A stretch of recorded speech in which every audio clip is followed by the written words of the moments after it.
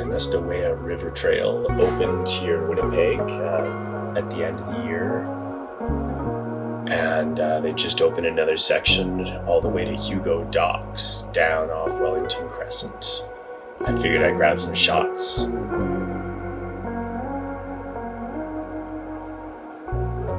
The trail regularly reaches 6 kilometers once it's fully complete, but you never really know about the timelines, the openings, the closings. It's really dependent on the weather.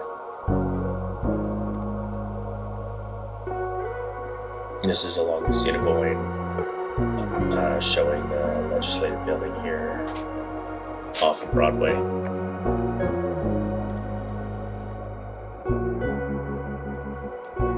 I know when the trail gets all the way down to my neighborhood, it isn't unusual to see people carrying skates and commuting. So if you live near the river and you work near the river, you can take the trail.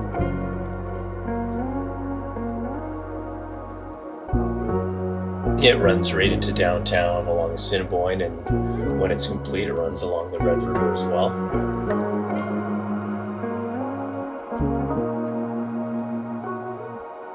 This is the Forks Market area. It has additional places to skate there, not over top of moving water. You can see the pavilion down there. There's also a trail that runs out to the skate park with the bowl and the street skate area. In the summer, I'll skate along the river path with my dog and hit up the dog park that's just on the other side of Main Street there from the Forks, and then do a loop through the pavilion there.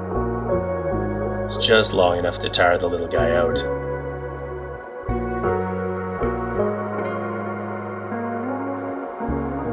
This trail is a great reason to look forward to winter in Winnipeg, and one of the many reasons I love living in this town.